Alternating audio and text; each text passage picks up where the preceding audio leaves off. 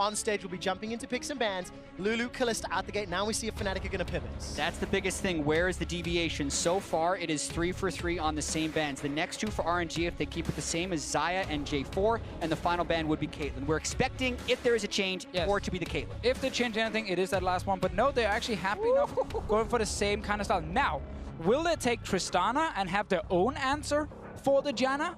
Or do they take Janna again and say, we don't actually care about that Soraka, we can gank it again? I think RNG should ban Janna here. I don't think that actually, the lane counter of Soraka, I don't think that actually played out the way they want to.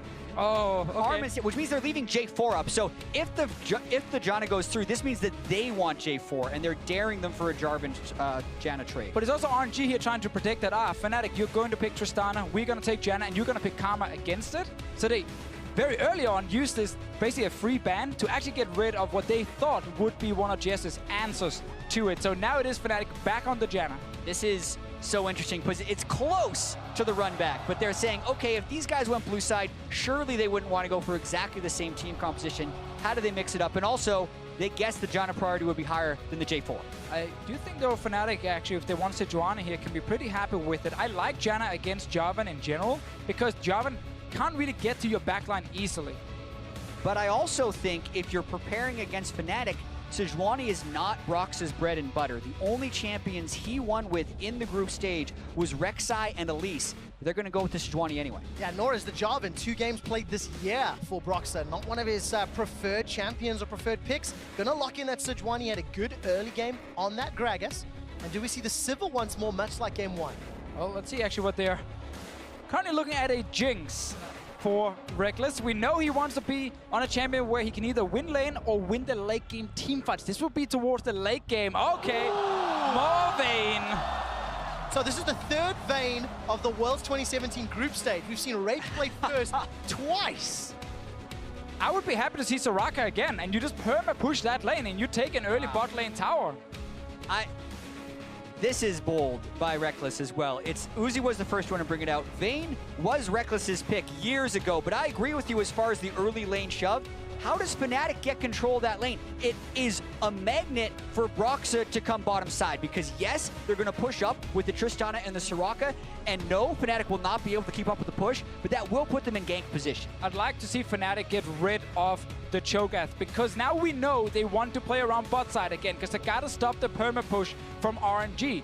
If they give the Cho'Gath again and have the Trundle as an answer, well, then they suddenly also have to play around sOAZ at the same time, and they won't be able to do that. They have to pick just one lane they can focus. Get rid of the Shin, clearly respecting the fact that RNG might pick that one and just go full-on bot lane style. All right, let's find out what the next 2 bans will be. Fnatic, if they can keep it simple, maybe they can open up an opportunity here. In the previous game, it was the Gnar and LeBlanc to close out phase 2. Yeah, I think it should switch to Cho'Gath. I'm with Deficio here. Vayne needs to get fairly close range, and with the way LetME was farmed last game, he'd be able to ignore that straight away. Gnar is open now, though, and it is a bit easier for sOAZ to avoid ganks on that champion if he's left alone in the top lane, in case it is still the Cho'Gath first pick coming in. RNG waiting to see if Fnatic gets rid of the LeBlanc from XiaoHu. And despite some early deaths on sOAZ's Gnar from the group stage in that tiebreaker match, he came back in the mid to late game and had a great performance. LeBlanc closes it out. So now there's some options here. Cho'Gath's still open for RNG if they want to have that safe, reliable top laner. There's also the possibility that Jarvan is a flex pick. So they are waiting for that top lane final choice, depending on what Fnatic locks in for that top lane, and they quickly control the Syndra, who is designed to try and get rid of the Vayne. Come on, Caps, give me a Radiant Soul here. Push in the Syndra and perma-gank the bot lane against this Soraka. He could go Taliyah as well, but it is much harder to rush that Banshees because you need more mana after the nerfs. Cho'Gath coming in, not a huge surprise. What are we going to get from the mid lane? Caps needs to be able to apply pressure just like in the last game. And again, I'm looking at Aurelion Sol as an option. So far, the draft is very solid from Fnatic. It's an incredibly beefy front line with the hyper carry and Vayne.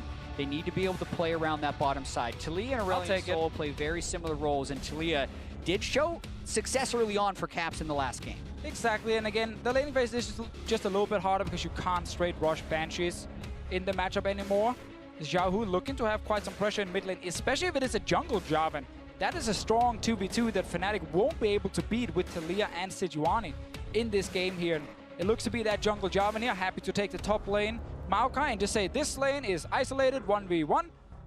Let's see if Fnatic can actually kill Soraka early game. Yeah, but this game will be, I feel like, decided more so in the mid game than in the super late game, because when I think about the way these fights will play out, the Syndra, the Jarvan, and the Maokai click all of their buttons onto Rekkles.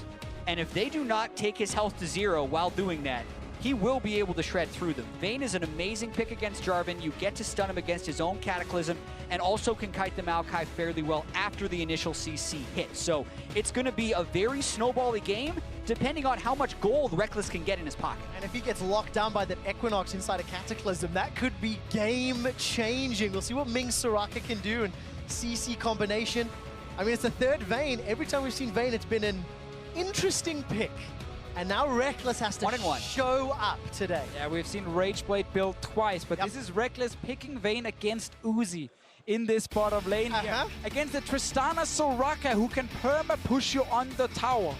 It is super scary. I know some teams were practicing lane swaps coming into this tournament if they had a really bad 2v2 Fnatic was not one of those teams that practiced lane swaps coming into the tournament. Maybe, at least not the Gigabyte Marines lane swap, but Fnatic in the EULCS playoffs in the spring split actually did lane swap. Level 1 to try and get out of bad matchups and surprise the enemy team. I just want to bring it up. I'm not saying it's going to happen, but it is something to consider. Yeah, and I think it's something RNG does need to consider. With the way I think this lane is going to play out is Rekkles farming under turret, and then Fnatic going all out for kills on Soraka, because they get a few kills onto Rekkles, and if he can hit his items before sOAZ does, they can start creating plays around that lane. All right, we'll keep an eye on how that plays out. It's game 2 of Fnatic taking on Royal Never Give Up, and as the tournament continues to ramp up, you guys at home can add to the prize pool. You can also donate to charity by picking up that championship ash and the complementing award skin today. Total prize pool is over $4 million, and that's what these teams are fighting towards. Got to win here, and then they've got to play SKT, and then they're going to make it to Beijing and the Bird's Nest. And it's so fun now to theorize about the early game. We've seen junglers like get leashed on the red buff, get it, and then insta go down and gank the bottom side as well. And just try and get a big advantage for your late game carry. Deficio, it's a Jarvan game too, the most unpredictable of early game jungles. He can do 1 buff and gank, he can 3 buff if he wants to. sejuani, somewhat similar actually, especially with the machete start and the way you get large single target burst early on in the jungle, can do similar gank routes. Minions have spawned. Yet we have these 2 super passive supports, so creating kills in the bottom lane is actually really hard. I love the ward though from RNG on the red buff to again see, okay, is Broxah starting there? Can we see maybe Waze moving right after? And then have at least an idea if he's like early ganking this bottom side. Because again, with Soraka, Tristana, you really want to just push Vayne on the tower and just start taking a lot of damage, start dealing a lot of damage to the big objective. Well, it worked in the previous game against the Sivir Janna for a fair amount of time. Broxah's repeated ganks helping Fnatic out. So, we split the map. A little bit of a start for Rekkles and Jesiz. In the previous game, we were looking at how many minions they lost in that laning phase. It's literally picture perfect replication. But the laning phase will play out very, very differently now that Vayne is already being zoned away. Yeah, well, RNG's not going to be ganking this lane early on.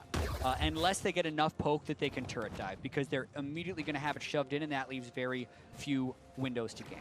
So Caps right here, after pushing the first wave, walks straight into the jungle to see if he could spot where Jarvan started. Returns to the lane now and takes a bit of damage to his face, but did not lose a whole lot from this. Good combination there from XiaoHu. Scatter the weak, stunning Caps up against the wall. This is going to be a challenging matchup.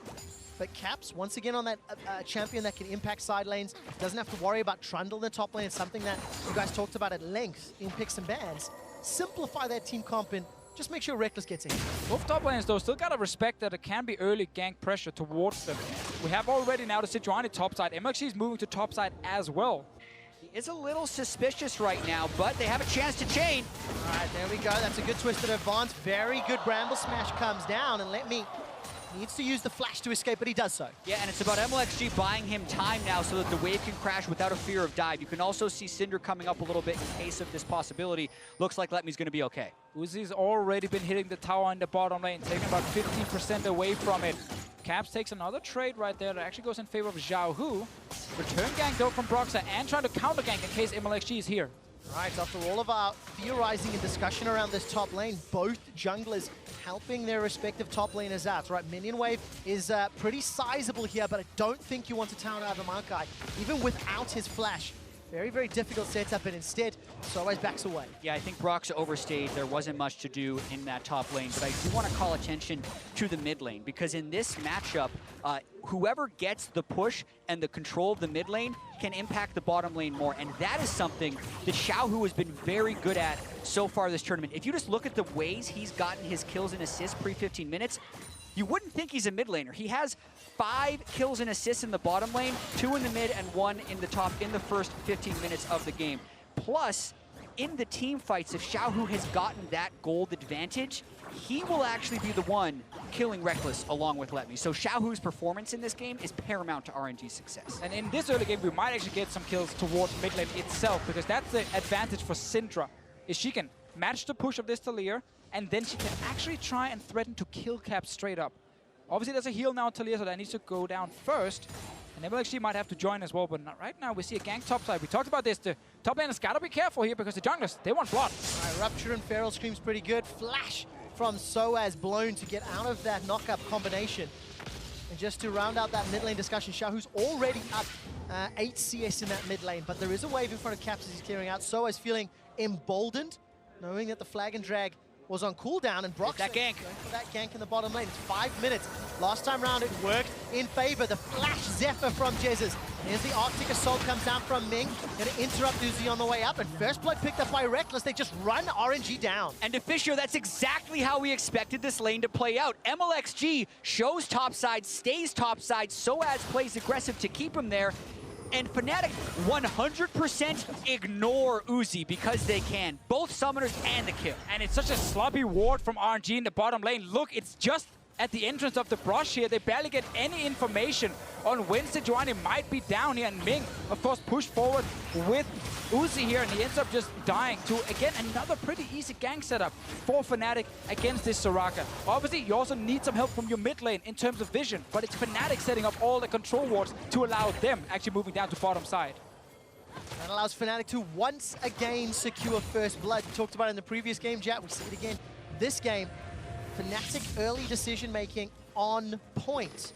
Well, what can they do more? It's an advantage, but it's an advantage in a uneven matchup, so this kind of just brings it to even. It's exactly where they need to get their advantages, though, because Rekkles' ability to get gold on himself and not get one shot is the deciding factor in this game. Also note, Mlxg's build path, challenging smite as well as longsword. He's going warrior Jarvan because it really will be all about them pressing all of their buttons on Rekkles when he's in range and seeing whether or not that's enough damage to take him to 0. Then Jesiz stands right next to Rekkles, presses his ulti and says, nope, you're not killing this AD carry today. Mlxg likes to do this as well, where he goes Black Cleaver then second and actually delays all these tank guys until he gets a GA as like the first way. He's like, now I'm quote-unquote defensive, even though there's still quite some damage on that item. So, gentlemen, we've seen now this is the third Vayne.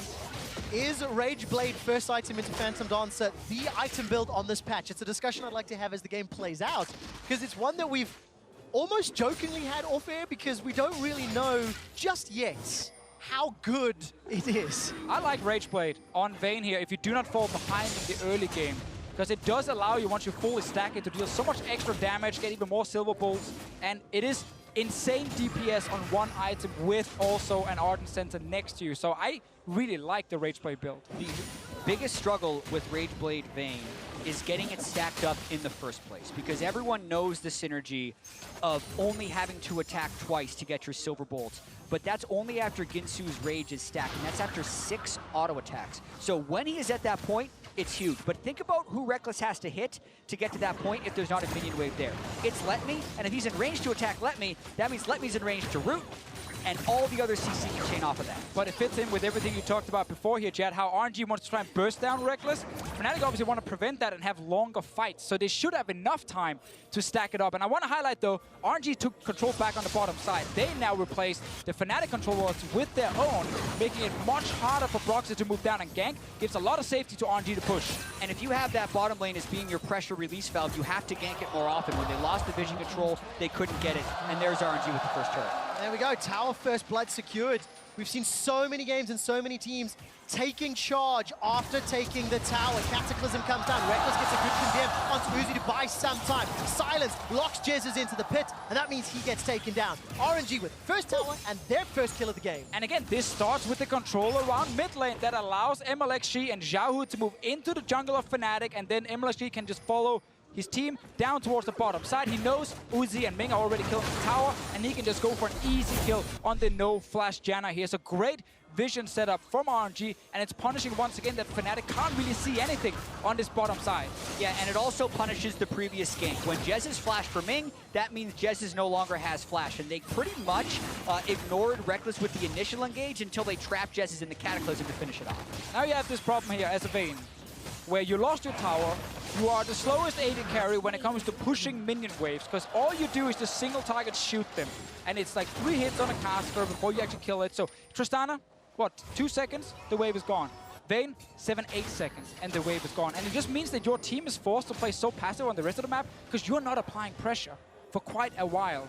And I do think this is interesting what RNG is doing, because you would expect the Tristana who kills the turret to immediately lane swap, run that cycle, get the second turret. But sOAZ has already gone back towards the bottom lane to at least clean up this wave. So I want to see how RNG plays this, whether they try and continually regank Rekkles now that they've got his flash down, or if they just clear this wave before going top. We have seen this a few times where teams stay and then push all the way for the tier 2 tower in the bot lane and then take over the bottom side jungle. Take away the red buff, take away whatever camps are in there, the big camps with lots of small minions in them, and just constantly threaten either tower diving on tier 2 tower or go mid and kill the mid lane. Exactly, because it's a trade-off of pressure. If you send the Tristana up into the top side to take a turret, you're probably giving the bottom turret over to the Vayne and giving him that gold. So this is less immediate gold for RNG, but it's also less gold onto Rekkles, so it's a trade-off I think they're willing to make. They actually now ended up saying, we just wanted the wave here. One shove. It does set them behind a bit on how fast they can go to top lane after recalling. Rekkles is still in the bottom lane, close to the turret, and can start dealing some damage to it. And Fnatic should be calling, there's a lane swap, sOAZ, run away! Well, we'll find out if he can. Bramble Smash comes down, it's a 3-on-1. Flash. A little bit low, Cataclysm already comes down. Good XiaoHu. shot. Buy some time. XiaoHu, let's look for the scatter the weak, then we'll look for that stun. sOAZ continues to buy some time, gets a silence, won't be enough, and XiaoHu takes 2 turret shots and escapes with his life. But again, because RNG went bot lane first, killed the wave, and then recalled again, they actually allowed Fnatic to reach the turret first. So they're trying to now see if they can race against RNG. Caps here to try and delay the push. All right, gets some damage down onto Ming. That threaded volley chunks him low, but Wish and Summoning Heal still available. Caps fancies his chances here, clearing out the wave. He's going to sidestep, got heal and flash available, buying some time. sOAZ with the barrier survives. Oh, he's alive! Ming is the target. Caps is trying to get one back. Ming survives just a few seconds longer. He's escaped. Mlxg now. Look at him down. Caps in a 1v3 manages to survive. Seismic shove gets away from his sOAZ, manages to get to the plant. While this is going on, Rekkles and Jesiz, they're hammering away on the inner turret, and the top turret survives. Huge play by Caps, and a big miss by sOAZ, who could have flashed to finish the kill with an auto attack if he didn't shoot him away. He overestimated his damage up against Caps and ends up getting Mlxg killed, and that buys even more time for Fnatic to push that bottom side. What a hero play here from Caps. It looked crazy at first, like he's just walking in trying to kill the wave, but will die for it, and they get tower anyway. But let's see it once again. Knockback not hit in there onto Ming, but he still sits with this little goal in his mind of like, I need to kill the minions. I can save the tower then. Even if I die, I need to kill the minions. And he's so close to actually dying with the heal coming in from Caps here, baiting sOAZ. And then he stays alive. sOAZ was hoping to execute with the ultimate, but Caps killed at just the right time. That play could have easily gone either way and been a kill plus turret for the sOAZ snowball, but it is not. Caps holds him off. So important for Fnatic. They got the tower down bottom, they got that kill onto Caps. It's now 600 gold game. RNG, while they're still in the lead, Jesiz has completed that Ardent Sensor already. Rekkles picked up that recurve bow to go alongside his pickaxe. So Fnatic surviving by the skin of their teeth. And let's see whether or not they can do it again, Deficio, because Mlxg is looking for a dive. And he's going to complete the teleport here. Very good interrupt. Mlxg actually channeled, though. Condemn comes out from Rekkles. Jesiz forced to flash out of the Cataclysm. Oh, he's turning it! Rekkles trying to get one back. The seismic shove. That's another for Fnatic. Now the runaway as Caps gets pushed by Scatter the Weak. The tower falls, though, to kill for tower. And you got to see there how difficult it's going to be for RNG to get the clean initiation right there. Mlxg even buffers his flag and drag over top of the Janna tornado, uses ultimate, still no kills. He ends up dying for it. But I like the calls from RNG. It's just right now Fnatic are able to kind of outplay them in the small skirmishes and get some kills over to Rekkles and Caps at the same time. Like, this call is good here, but they have roaming priority from mid lane with the Syndra moving up first because she pushed the lane, and then Mlxg is like, oh, I can force a flash, and then ult the Janna right after, but he doesn't get the flash because the knock up here is not enough to actually get Jesiz away from him, and then suddenly he ends up dying. Yeah, sOAZ doesn't even have to leave the lane as well, keeps his farm up. So as far as worst case versus best case scenario in the early game, this is close to that best case for Fnatic. They lost the turret, but they've gotten 1 kill and 1 assist over Rekkles. He's got 2 more CS than Uzi until Uzi clears this wave, but they're looking pretty comfortable based on their earlier strategy. Well, that's a good sign for Fnatic as we're getting past this 15-minute mark. And now we need to just see this warrior enchant Mlxg and whether or not he's going to burst him down, because look at the itemization. 1 fully completed across the board for RNG. Fnatic do not want to fight him just yet. The whole like AD, the warrior, Black Cleaver, Jarvan in the late game can struggle to actually burst down targets through all the shields and the healing. But in the mid game, it is so strong if you actually connect your combo and that big ulti that can deal damage to so many people at the same time. We're getting fighting here. sOAZ has no TP. He's slowly walking up from the bottom lane. Very, very slowly. Weaver's Wall will cut off XiaoHu and LetME. Nature's Grasp gonna fly all the way along. That does get a double root. Equinox will hold Caps in place for just a moment or two longer. By the way, Rift Herald is just about to get killed, secured by RNG. They're going to pick up the buff, and they're not going to get it. Some of these flashes to get away, and they managed to make it over the wall. Chase comes down. LetME forced a flash away from the rupture. Did they manage to pick up the buff? I don't think they did. There it is right in front of me. Oh, Mlxg, he wants it. He's still around. Capture the flag. Can they defend the buff right now? Oh, he wants to get in there. He's got flash. Come on, flag and drag in, pick it up, and flash out. Wants it. That would be pretty spicy. Oh, he can go right now. There we go. He's going to get it. Ah, you forgot the flags, Fnatic. All right, there we go. Exactly as predicted. Flag and drag. Is it worth the flash? I guess we'll find out. If it takes down the tower, RNG, they got challenged, stared down Fnatic, and they got away with the buff. We got 3 flashes right there from RNG used. Fnatic are actually with the 4 members because of the good wall here from Caps, kind of delaying all 5 members of RNG getting close enough to start the fight. They actually managed to at least force summoner spells. Now let's see if this Rift can be used to get a tower. Mid lane tower is always one of the big objectives you're looking for. And of course, Ming being flashless on that Soraka will be a juicy flank target if Broxah or sOAZ can find an opportunity in. But it's going to be difficult for them. 2-man stack in the mid lane. There's support for RNG coming to defend, and Fnatic don't overstay and they don't overpush. And you just mentioned again Ming without the flash here. I want to then turn it over to Broxah because a lot of eyes will be on him, specifically on this sejuani to start fights. And it's been a big weakness for Broxah when it comes to actually being the main engage on your team. There's been times where he's hesitating. He doesn't maybe feel like he can actually go for a big flash play or anything. And the fact that he's now on main engage and he needs to try and actually catch people like this Soraka here, it's a lot of pressure on still a very young guy. Yeah, and it's a matter of will Fnatic just play disengage as well, because that could still be an option whenever RNG tries to get the engage, even just using sejuani as some type of disruptor, because this is one of the power spike moments for Rekkles' Vayne. He has the Rage Blade, he also has maxed Silver Bolt, so if he stacks up, that means he's getting that % health true damage every 2 hits on top of the already generous base damages of that Vayne. Well, a good wall here just to defend. Cap's actually buying a lot of time with his Taliyah. Yeah, I've been very impressed. His defensive walls in 1 and 2 of the series have worked out. It's not going to stop Heraldina from ramming into that outer turret. While it won't be a kill yet, that is a lot of damage and a lot of control over to RNG, which allows Uzi and Ming and the rest of the squad actually to take this Cloud Drake. There's no contest yet. The Seismic Shove will not find the target. So Fnatic have invested everything on top side. All the wards, everything is top side. They need to respect they don't know what's happening in their own jungle. So when they're pushing forward now, they open themselves up to a potential flank. Smart play here though, and just backing away. Go straight towards the top side again. Don't risk a big engage from Mlxg and LetME.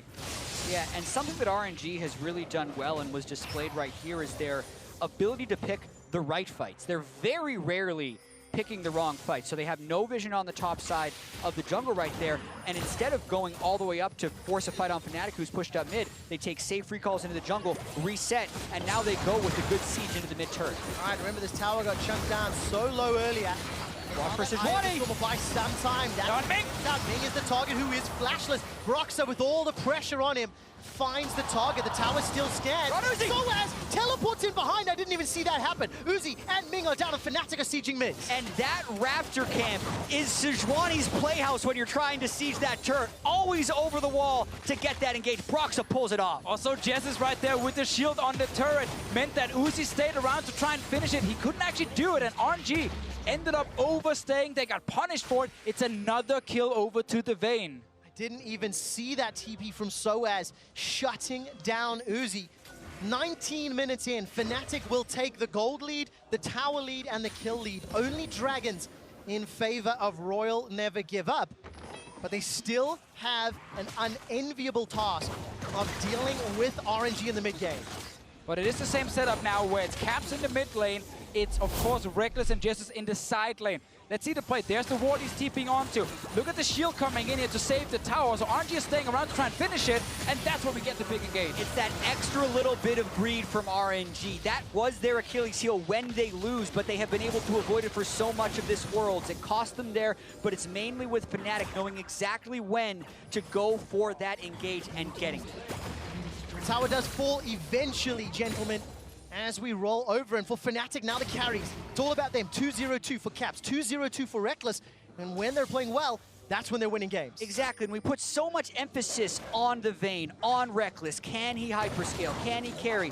But really, this team doesn't succeed unless they are both carrying. You can see that damage percentage. Rekkles, even when they were winning, actually had a 28% damage percentage rather than the 41% in week 1 when they lost all their games. So the fact that Caps is 2-0-2 on Taliyah as well diversifies their threat. So when everything is thrown into Rekkles, Caps can still do work as well, which puts Fnatic in an enviable position.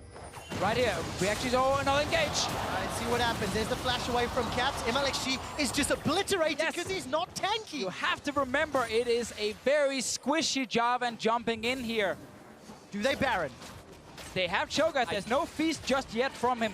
I think it is absolutely worth posturing around the area. They need to get control, and then Broxah has flash and ultimate. They're going for XiaoHu. XiaoHu forced to flash, but he's out of position. Remember, he's got no unleashed power. Seismic Shove is stepped away from, and the Glacial Prism will buy some time, as will the Wish. XiaoHu cannot run away, and he pushed far too forward, far too quickly. Fnatic are finding some very good fights, and RNG not really reacting properly here. They tried to push up the mid lane to then maybe move into River in case Baron was started, but then there's a quick turnaround from Fnatic to get another kill. Individual positioning mistakes on the side of RNG. And some very good punishes. Remember, sOAZ surviving that top lane dive for so long, Caps defending the tower, and now they're finding these kills 7-2 up. It's 2,000 gold. And with Hurricane Rageblade, Rekkles has some additional wave clear. And I think it's really interesting. You do not proc Silver Bolts with Hurricane, but you do shove the waves much faster. So that's how much importance they're putting on wave clear in this game. Exactly. He actually went back and he bought the Phantom Dancer first, but then he sold it again, undid it, and said, oh, actually, no, I need Hurricane here. I need to be able to shove waves because, again, Rekkles lives in the side lanes. That's where he gets all his farm while we have Caps defending mid. If he's able to push out his side lane and then join his team, he's going to be much stronger because, again, he's constantly getting farm. And it's hard to deal with for RNG because they can't really stop all these lanes from pushing. All right, look at the itemization. XiaoHu, Banshee's Belmorella, Namikon. Uzi's working towards that Infinity Edge but does not have it yet. And Caps on your screen, Leandri's Torment and that Morellos. He's going to be combining with sOAZ in just a moment. See if they can use that Weaver's Wall. But maybe it's just going to get a flash if they decide to engage. Yeah, important to highlight that LetME still sits with the defensive summoner. He's trying to play it very safe, not seeing where Taliyah or sejuani is on the map. It's just going to allow Fnatic some time to set up around Dragon. It's a minute until Infernal. We're well into the mid-game, and RNG have got vision all around this Baron. Can't quite see how many Fnatic wards there are, but there's a few littered around, so they know that RNG aren't starting or threatening it yet. Always important to sweep outside of the Baron pit as well. Get a control ward in the pit, sweep outside, because a lot of teams plug in these small wards just around the corner of the Baron pit itself, and then they can see if you're actually starting it because one of your members is standing outside and hitting the Baron itself. And Broxah, he's a good guy, sweeps it, gets rid of it. And this is the most control we've seen Fnatic have this series. With the control wards they have outside the pit right now, and with the Infernal Dragon spawning very shortly, we have to see how they play around it. It's also some power spikes for RNG. Black Cleaver completed, Banshee's Veil completed. There's still a lot of burst damage that RNG can throw onto Rekkles, who hasn't gone for QSS yet. Still a chance he gets locked down in these team fights, but if they don't, Fnatic can take so much control with the next team fight. Right, and they should only be able to burst Rekkles if Jesiz is not there and ready to defend him. There's the shield from him, there's the big ulti from the Janna. He's no flash at the moment, so RNG can actually change and just say, you know what, kill Jesiz first. If you go full attack damage Jarvan, you gotta burst someone down. Let's see if that Black Cleaver helps out at all. Support coming from Ming and Uzi. sOAZ continues to chase forward and backs away the moment he sees the reinforcements. Yeah, Rekkles is also on Infernal Drake. So it was all a ruse in that sense. They did go for a kill. Actually a little bit fortunate that RNG didn't have any vision of Rekkles and know that it was a 4v5. With it, no vision though, good play for Fnatic. Yeah, just like we criticized the vision, the last game from Fnatic, we gotta praise it now. They have actually taken over the river completely. They are denying RNG any wards on the map, except for this one little ward just around the Baron pit, but it is very far up the river. Now, in the previous game, it felt a lot more even. RNG had those early game tower plays. They had some pressure moves across the map. They tried to do the same now, and Fnatic have outplayed it, you know? Found some picks, found some kills. I know RNG turned this around. Is it really just as simple as finding kill caps or Rekkles and then take a big objective? And that only really comes from vision. I mean, exactly. You can say the outcome would be to kill the carries, but you have to get vision control somehow, and that's just so difficult for RNG to do because when looking at the draft and seeing the Janna Vayne lane against a Soraka, you think, all right, this is at least 3 turrets to 1 at the start of the game. But we're 3 turrets to 3 now, 25 minutes in, because Fnatic was able to punish RNG whenever RNG was going for the turrets, thanks to Broxah finding the initiation time and time again, which makes it really difficult for RNG, because they don't win the team fights now, so they can't get the vision.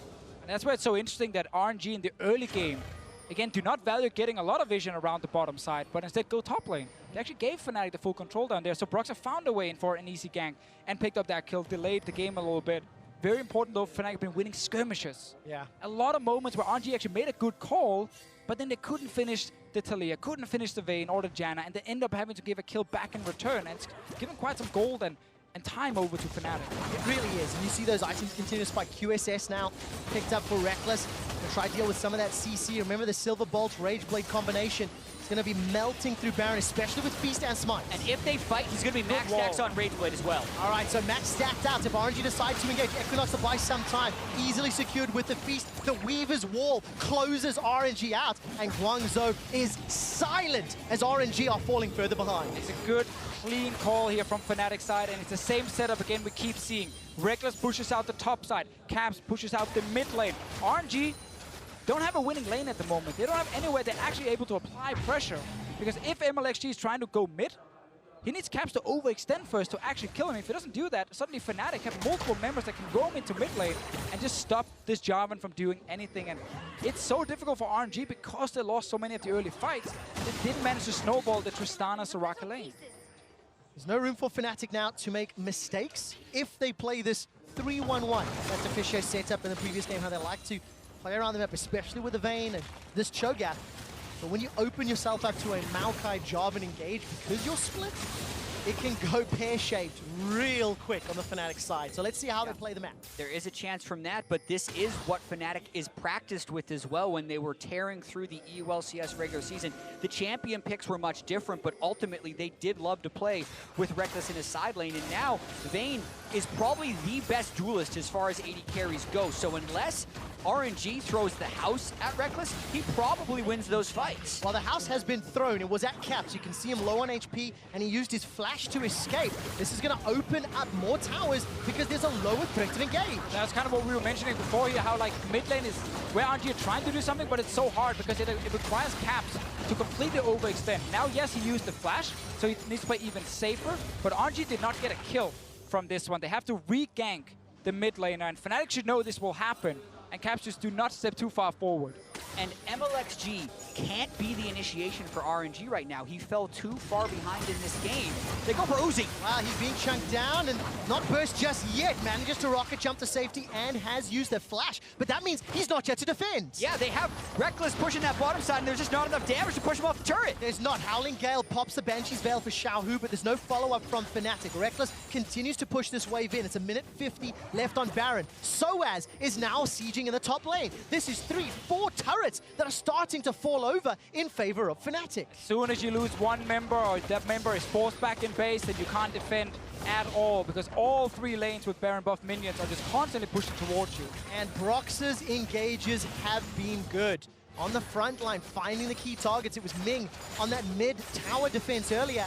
And it was Uzi getting his summoners, and that's allowing these towers to get pressured and sieged by the Fnatic roster. And we're way past the stage of the game where Vayne is risky and tough to play or hard to play, because now with the Hurricane And the Infinity Edge. and Infinity Edge for even more damage, but again with the Hurricane, he's able to really push the side lane so fast that they don't have to wait for him. They don't have to be like, oh my god, Rekkles is always falling behind. Let's give him another 10 seconds before he's doing anything. No, he's instantly just killing this wave and then moving forward. Yeah, and they've gained this advantage from the split push, but I feel like for Fnatic, when they win this game, it's Infernal Drake #2, it's Baron #2, and then they just go. Rekkles is at such a point with the Knight's Vow on Broxah, with the front line in Cho'Gath, and with a Janna who has Sense and Redemption, that they can actually win that straight-up team fight. The question is, what's the safer play for Fnatic, and how do they choose? Do they group and risk having him get picked off, or do they spread out and risk RNG getting a pick with their pluritude of engagements? Well, we're going to find out shortly. You talked about finding the pick, Mlxg. He's been sitting on that Black Cleaver and Warrior Enchant for a little while. He's got himself a cloth armor. He's going to get the GA. That'll take some time. That'll help out ever so slightly, but the main point being, at 30 minutes into the game and down 7,500 gold, that Jarvan did not work out in RNG's favor. Remember, it was Tristana, Jarvan, first rotation red side for RNG. They gave that sejuani over, and Broxah and the rest of Fnatic have used it exquisitely. And it was because they banned Karma last. Yeah. Trying to be like, ha ha ha, if you do not pick the Janna, we will grab it, and we think this is your quote-unquote counter pick to it. We get rid of it, we force you to take Janna again, and we get the Tristana. But the fact that sejuani was still open meant that Fnatic got a fine trade in the jungle. Yeah, it's Mlxg putting more priority on Jarvan than sejuani, and that hasn't shown through in this game. And it's also Rekkles having that Vayne in his pocket. Uzi was the first one to pull it out this tournament into Tristana. We saw Bang try and do it yesterday into Tristana as well. And then Rekkles saw something in the matchup that said, at least in the late game, we can pull it off. But they got shoved in the early game. It was just a matter of keeping his CS up, getting the mid-game turret push going, and the Hurricane, I think, is also the icing on the cake to get that wave push going. Yeah, and the big thing in the late game between Vayne and Tristana is they're both trying to do the same thing, kill the tank right in front of them. They're both dealing single target damage, but Vayne is dealing a lot more damage to the tanks. So she can actually kill the front line before Tristana can do it. And when the big tank dies, there's no protection for your backline anymore, and then everyone just start dying. Yeah, and at this point as well, like late game Vayne is just goofy. You saw that tumble crit hit a minion for 1,150. Goofy is a great thing or bad thing? It's great if you're Vayne, because you get to kill the tanks with true damage and then do 1,000 health crits on the squishies. So sounds pretty goofy. Rekkles is in an incredibly good spot right now on Vayne. You have to simplify the language when you cast with the Dane. I'm saying goofy can mean a lot. What I also like Goofy is, good. if you look at the itemization as well, not only Vayne and her kit and the build, but then you've got the Knight's Vow, you've got a Janna, you've got Ardent Sensor as well, and literally 3 champions also itemizing to buff that single damage source up while simultaneously protecting Rekkles and Vayne. 2 Weaver's Walls have been used by Caps in the last few minutes. The first try shut out XiaoHu, it didn't work. This time they get a flash from LetME, but I'd like to see that used on the inhibitor turret. Use it to try and get more chip down. Yeah, I think getting the flash is one nice thing, because that's one of the main ways that RNG is going to try and initiate, and it's really all about this next Baron that's in 45 seconds. This is also an inflection point in the series for Fnatic. We've had games in group stage where Rekkles was insanely far ahead. Twitch against IM2 comes to mind, where they didn't win and then seemed to fall apart in the later stages of this week. If they don't close this game out, they probably lose the series 3-0 based on the mentality shift that would happen. But if they do, they put themselves in a commanding position and tied with the series. All about the Baron and all about the way they play from here. That's why it's good they're playing it safe now. Why they're not just rushing down and using a Taliyah ult to try and secure a turret, because they have a Cho'Gath here to try and guarantee the Baron pickup for themselves. And then once again can push multiple lanes in with these buffed up minions.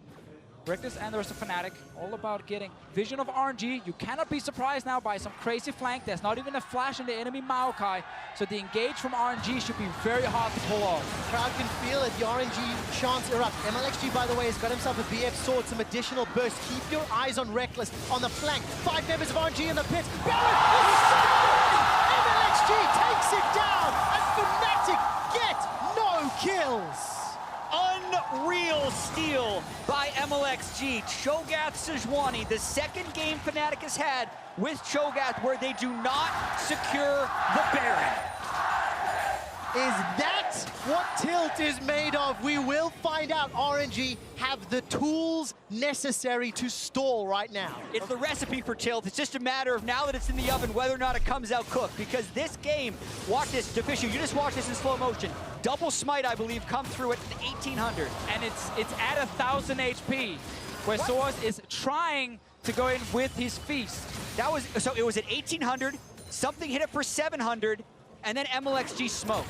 Because there was no smite from Broxah and no feast from sOAZ. Technically, the feast could have hit from 1000, but the frame it hit 1000, it was dead. Exactly. Like, he's looking at the exact same number, saying, okay, just close to 1000, I'm going to feast it.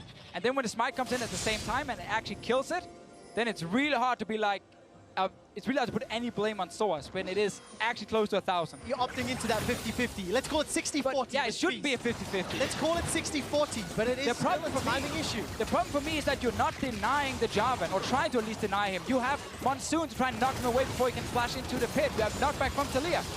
It's happening. RNG with Baron are emboldened, and they take their 4th tower of the game in the middle lane. Mlxg didn't even die when he goes in for that Baron steal. That's the miraculous part about that. He's a squishy Jarvan, and you got a max stack Rageblade Vayne in that pit, so potentially a huge swing in the game. Fnatic then spread out as RNG makes that first push, and they get that first turret. But what we normally see is that you try and time it so that you say feast and smite at the same time, so you can do it above 1000 HP. But Mlxg just got in there and hit it perfectly. Again, the fact he was allowed entrance, he EQ'd into the pit. There's so many knockbacks on the side of Fnatic to deny that from happening. And he should never get in there in the first place. They even had a ward on it. Mlxg wants a fight. Mlxg's got himself a Guardian Angel after that last Baron secure. By the way, looking at Mlxg, XiaoHu, and Ming, none of them have upgraded their boots yet. They need as much combat power as possible. Baron buff is going to help out, and Jesiz takes a gigantic crit to the face. But that's double ults burned by Fnatic. Rekkles no longer has the final hour for the team fights. That actually gives RNG a lot of confidence when going through on this next play. We're going to have to replay that Baron again and again and again if that ends up being the deciding factor in this game, because Fnatic has it in the back of their minds that that Baron should have been theirs. When you go for Baron with the Cho'Gath, you expect to get it. Whether or not the scenario was different and it was burst from 1000, it's all about moving past it from that point forward. It's not the first time that we've seen that happen. I don't expect it to be the last. Elder Dragon is up in 3 seconds. The minion wave seemed to be pushing in favor of Fnatic, although LetMe's trying to deal with the top one. Right, RNG barreling down mid, Fnatic on Elder. It's going to be gone. They're going to try this one more time, but there's no vision. This time the Feast can get it. And this time they deny Mlxg as well. Do not let him even close to this Dragon Pit here. So double Infernal Elder Drake for Fnatic.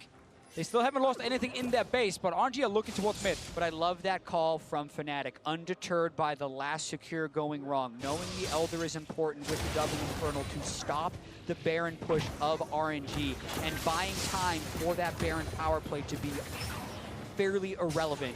Fnatic now have double Infernal and the Elder. I think it's very important to note that Baron for RNG was a stalling Baron. It did not necessarily give them control of the map. It did not necessarily even out their game. They're still 6,000 gold down. So it's still a huge uphill battle for RNG. Yeah, and that's why it's not the end of the world for Fnatic, because their late game is still fantastic. Like, they have the double Infernal Drake, they have the Vayne, who's currently sitting on 4 fully completed items and a QSS. So they're still looking to take the next team fight and win the game. It just sucks for them they didn't have a Baron buff to do it with. It does suck when you misplay it, or mistime it, or it'll come out in the wash, I suppose. A little too early to tell. Right, Weaver's Wall is up for caps. I'm looking down the flashes on the Fnatic side. Only Jesiz unavailable. Mlxg on the other side is the one without the ability to flash in or out. Weaver's Wall maybe a little early. The minions did not quite make their way up. XiaoHu with that Death Cap Void Staff doing a lot of work to wave clear. Yeah, and that's a lot of damage threat on a level 18 Syndra against Rekkles' Vayne. The QSS, his sole source of magic damage, and not quite the locket on Broxah yet, because the damage from the Syndra ultimate does somewhat come over time. They can shield with the Janna, hope the QSS, and now it is our Mercurial Scimitar, does enough from a magic resist perspective, but that locket's going to be really important as well to try and keep them alive. The fact that RNG are just holding on here, just hoping for one big team fight they can win to turn this around. They're actually going towards sOAZ now. XiaoHu is here as well in the bottom lane. All right, stun lands onto sOAZ. He's still got that Gargoyle Stone Plate to tag if he needs to. Real hard to Gonna kill. throw that one out. There comes the Unleashed Power. Yet another stun. sOAZ continues to run away. 1000 HP. Flashes over into the blast wall. cone. Gets the blast cone out. Sends Mlxg away. sOAZ still not down. Sidestep. Scatter the weak. Falls short. Classic sOAZ escapes. And he didn't even need teleport this time round. He's always doing it. He ends up pushing up a lane. He's about to get caught. Everyone thinks he's dead, and then he finds a way out. Takes the blast cone to safety. Had to use the flash though, which is a big one for him in future fights if he's flashing onto the back line of RNG. But for now, just feast the tank in front of you and let Rekkles do the rest. Yeah, and it's all about prepping for that next Baron in 1 minute. Ultimately, all of the R buttons for RNG will be back up before that happened, and they didn't burn any summoner spells. So the cost is still 2 summoner spells for Fnatic. But Fnatic must have learned now from the last Baron here. Try and deny Mlxg from getting into the pit, at least force him to flash into that pit if he actually needs to try and steal it. Also, the same thing is, because Mlxg got into that pit, and actually I think with his ult, he might potentially have forced sOAZ out of range for his feast, or at least done something that he couldn't actually go straight for. But again, it's on Fnatic to obviously smite feast earlier and just combine the two. There are tools to make that safer as we go past 40 minutes very, very shortly in a game that Fnatic looked in such control of. Now they're on the risk of losing some control. There's that ward RNG have placed outside the Baron pit. Deficio's touched on sweeping outside the pit. So RNG happy to keep stalling, keep playing for time. Get late, get more damage, more armor, more tankiness for this squad. Fnatic And then see if they can out-team Hey, they got that ward on the outside. This makes it even more difficult for RNG to check. They don't even have waves in great pushing positions right here. And so much of it would be, can RNG actually get and engage onto Fnatic? They're going for XiaoHu. Righteous Glory doesn't get them in range. Banshee's Veil needs to be popped, and no flash for sOAZ. Uzi, by the way, quietly gaining power. Got that Mercurial to back up his 5 damage item build, and he's terrifying right now. Exactly. The full item 80 carries being on both sides take away a little bit from Fnatic's ability to just brute force a Baron, because even though they should be able to secure it with the Cho'Gath and the Vayne, that didn't happen last time. And then the shored up teamfight win isn't too sure when you have the Deathcap Void Staff Syndra as well as the 6 item Tristana. We have to see how Mlxg team fights here. He likes to find good flanks and then surprise the enemy with a quick engage and get some burst down on Caps or on Rekkles. At the moment here, there's flash on 4 members on Fnatic. Only sOAZ missing it. So he's just going to sit in the front here and be a threat against the tanks as well. Yeah, well, sOAZ went bottom to try and prep the wave for the split push. Does have teleport, but that gives RNG time to get vision control of the Baron area. It looks like top wave is pushing towards Fnatic heavily in favor of Royal Never Give Up, and RNG they're going to force this. Using Baron to force Fnatic's hand. Now Fnatic all of a sudden, they have to steal this one away. I don't think they have time. LetME can peel with his ultimate, and they might be able to stop him from getting in the pit. Weaver's Wall comes down. Baron already secured. That's the second of the game for RNG. Weaver's Wall has locked him out. Caps takes a big chunk from that Dark Sphere. On the back end, Broxah is now looking for engage. He's going to be taking the 5 members. Can he survive? No! He gets chucked down. Now it's a 5v4 redemption. A little late to the party in Fnatic. Lose Baron, lose Broxah, and they're losing control. And just like in game 1, we see RNG late game with some really good calls here. Fnatic lost the control of the mid lane, and then RNG said, we can rush down this big objective. Fnatic reacting too late against it after they lost the mid lane control, and they're not even able to contest for it. It's a Mountain Drake on RNG. They took that 10 minutes into the game. 30 minutes later, it pays off by having Fnatic underestimate the burst damage, and then the haphazard collapse by the rest of Fnatic. Carries not in position. Rekkles does 0 damage in that engagement. If Fnatic loses this, it would be a collapse. They had so much control before that first Baron play, but now RNG may even be back in the driver's seat. And they know this in-game already. There's so much pressure on Fnatic to actually win this game. They had a huge advantage. They had everything they needed. About to get that second Baron off the game, but then Mlxg steals it away from them. delays the game as well, and they still haven't been able to get into the base of RNG. And XiaoHu also just hit max items, so that 5,000 gold lead is less and less relevant when both carries are on 6 items. And we've not really had a big fight where Rekkles could actually use this 5-item Vayne to try and carry his team. He's been sitting on 2-0-2 for a long time now, simply because it's all about pushing against each other, and then you wait for one small mistake and you try and get the Baron. Well, let's see where the mistake comes in. The focus seems to be LetME. We need to follow Rekkles. Still untouched. Mlxg's holding on to that Cataclysm. LetME is able to escape. Mlxg forced to escape the fight. Unleash power, not yet used by XiaoHu. He's looking for a juicy, squishy target, and the tension continues to build. 3 shots by Rekkles took Mlxg to half health, but now the final hour is down on Vayne, and Mlxg has been healed up by the Soraka. The supports are trading heals and trading ultimates. It's a reset of the fight, but no ultimate on Vayne this time makes Fnatic far less threat. And there's no Sipper for that wave clear. Baron-empowered minions, making Fnatic's life difficult. Fnatic is now forced to back away. Rekkles a bit of damage. GA is going to get popped on the side of Mlxg. Rupture goes down. sOAZ forced to run for his life. Mlxg, he's going to get taken down by Cap, who flashes over on the side lane. So far, it's 1-for-1.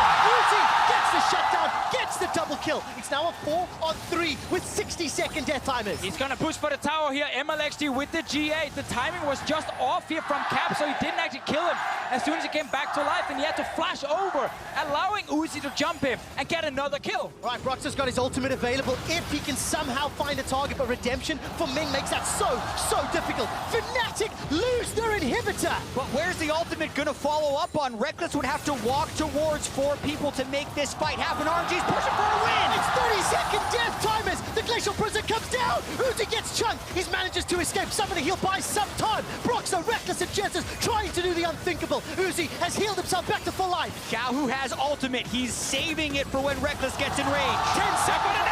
Enjoy. The Nexus is the target. Uzi, Ming, RNG. They haven't done it yet. And Fnatic are down 0-2. In front of the home crowd, RNG come back from the dead in this game. 10,000 gold down, 6-item Vayne, Cho'Gath forcing the Baron, Mlxg useless for most of the game. And Fnatic knows this field. This has so many parallels to the first Immortals game in the first week of group stage. So many things had to go wrong for Fnatic and right for RNG to turn this game around, and now the crowd is behind them again. The chants, the cheers, the drama. That Baron call. I asked the question, is that what Tilt is made of? We'll find out in the next game, because Fnatic, after nearly a 10,000 gold lead, after absolute map control, They got an Elder Drake though. wandered the lead. Yes, they lost the Baron. They picked up an Elder Drake right after with this super fed Vayne, but they couldn't find a team fight. Taliyah wall they try and use on the tower is not timed with the minion wave, so they don't actually get into the base of RNG. So many things ended up going wrong for Fnatic and in favor of Royal Never Give Up. If you wrote this stuff, you would say it was unrealistic. The Cho'Gath not getting the feast, and yes, we watched it again, and there were definite reasons why that didn't go through. It's more about not getting Mlxg out of the pit from that Baron steal, but then even after that fact, Fnatic was still in control. It's just the fact that I think the threat level of the Syndra and the Trist got to a point that Rekkles could no longer be effective with his Vayne if we think about, you know, the mechanics behind the story of the collapse. But then there's also these tiny mechanical things, like the very last team fight. Mlxg in GA comes back to life, and Caps misses his combo on him, so he has to flash the wall to kill him. That allows Uzi to kill the Taliyah, and suddenly RNG can finish the game. Especially when at the beginning of the game it was the mechanical outplays that got Fnatic their lead. At the end, they lost, and we're going to send it to Dash and the analysts to get their thoughts on Game 2. Thank you very much, QuickShot. Exasperated faces for both of our color commentators there as they try and make sense of how RNG come back there. But if there were any questions about momentum and what it might do to this series as a whole, RNG with a comeback victory now sitting at 2-0 over Fnatic. Momentum is definitely in their favor. And you could see it on sOAZ's face as we went to the replay and the Cho'Gath ultimate didn't come through for that Baron. That's a heartbreaker. That's a tilter if there ever was. Oh yeah, but before we get to that tilter, let's recall back to what we were talking about before this game. What would Fnatic do in Champions Select to respond to RNG? We threw out some ideas.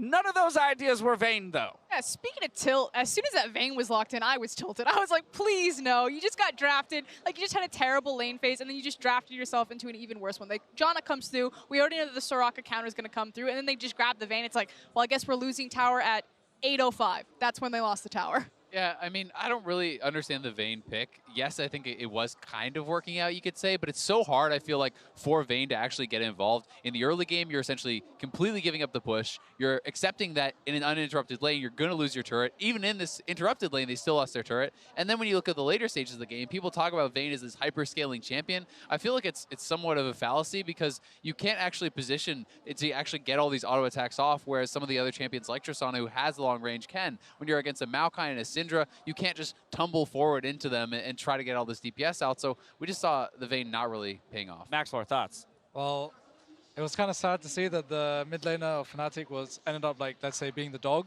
and picking a champion that had full priority just to help Vayne lane. But even after the sejuani gank bot, it didn't change the priority at all, and they still lost the tower. So it was just really not worth the pick. As well, we talked about maybe the importance of the Tristana, the way it's played into the other best-of-5 series. Once again, the power pick here in terms of taking down the turrets. Yes, the sejuani gets that early gank off for Broxah. Deja vu in the bot lane. This time around, though, RNG's got the response, taking the turret. And the thing about Tristana is it's just such a huge tempo shift. Yes, they're overextended again. Yes, the vision hasn't changed for RNG. You can see the corner on your screen right now, that little dinky board. That's not ever going to catch anything. And RNG need to figure that out and to move the forward more, otherwise Broxah's just going to have a field day. But it's breaking this tower. It's then rotating up into the top side, breaking that one, grabbing Rift Herald. In fact, RNG were really stalled up when Uzi couldn't kill Caps. That's what really was the first speed bump for Fnatic. I mean, that said, from this game state, things are looking good for RNG, and so I do want to, one, recognize that, two, figure out where things started to go wrong for RNG within the mid-game. Well, honestly, it was a free win for RNG if they just played it properly. However, Mlxg chose to go Red Smite Warrior, which is a really risky approach because you don't have wards for your team. Your support is Ardent Sensor, so he hasn't got wards for his team. So all your plays are going to be coin flip if Mlxg isn't living in the enemy jungle. And he was, but he was too over-aggressive at times and died for it. And so therefore, Fnatic was able to come back. And then there was that Rift Herald, man. That Rift Herald was... Let's talk about the Rift Herald. I mean, that was some craziness, for sure. Yeah, and we can actually just roll the clip of the Rift Herald because this is something that you were talking a lot about, the investment into this, and not just about the fact that, yes, RNG did eventually get it, but how much they had to expend to actually get the Rift Herald. Yeah, so RNG used their Maokai's tempo to come from bot all the way to this Rift Herald. And as you can see, RNG just have to like run for their life. Soraka used flash and Maokai has to flash away, so there's like, everything just went wrong, right? And now Soraka has no flash, so sejuani just easily engages and Soraka's dead.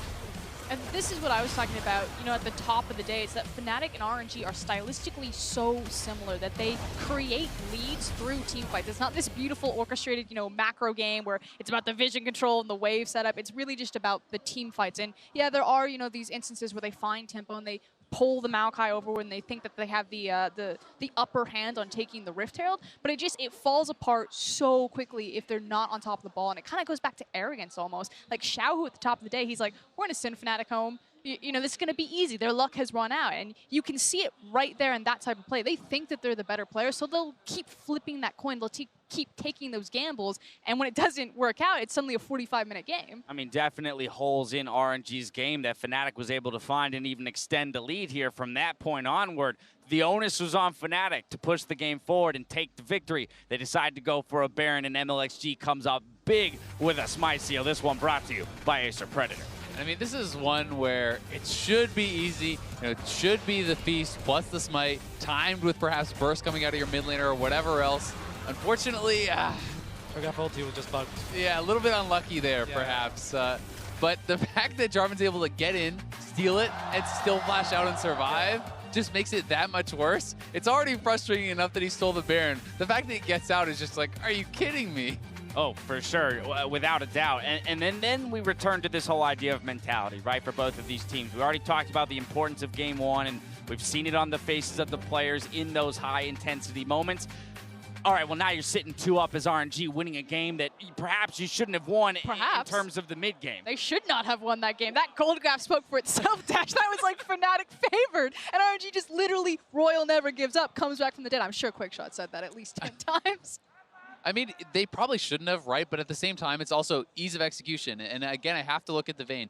If that's Rekkles with that gold lead on a Tristana, that game is hilariously easy to win because you can walk forward, you can siege turrets, you can team fight aggressively, while you still have the ability to rocket jump out, you can self-peel. There's so much more you can do on a champion like that. And I just feel like the barrier of execution is so high, even when you have all this gold on Vayne, that it's too hard to actually make it work. And I think that is such a big deal because even if you have all the gold, if you can't get active in the team fight, it doesn't really matter. All right, Mlxg, you were playing on this stage yesterday in equally big moments. Game points, match points. We're there right now for RNG, but for Fnatic, they've got to start the miracle run yet again. They did it in groups. Can they do it here in the knockout stages? And if so, how do they do it? What would you be telling this squad right now backstage if you had their ear?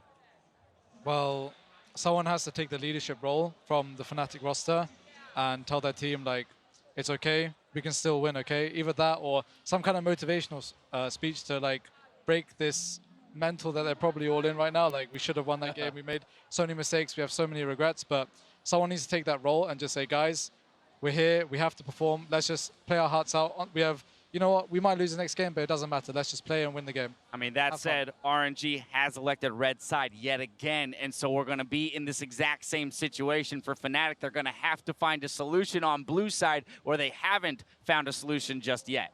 Also, buy pinks. Buy pink wards. Big one out of Azael there. Frost, any last words here for Fnatic? I just don't want to see another Janna first pick. Like, I understand Janna's strong, but take away the Tristana. SKT found the priority in the very end against Misfits, and I think Fnatic need to find it here. I was going to say, proof of anything is you guys yesterday redefining the meta and forcing SKT to adapt to you. But I think if RNG choose red side again out for this third game, they have a pick ready for Tristana as well. Maybe the Kog'Maw Janna. All right, well, it's going to be an uphill battle if Fnatic want to do it. RNG are 1 win away from earning their spot in the semifinals. We'll see if Fnatic can fight back in Game 3 after the break.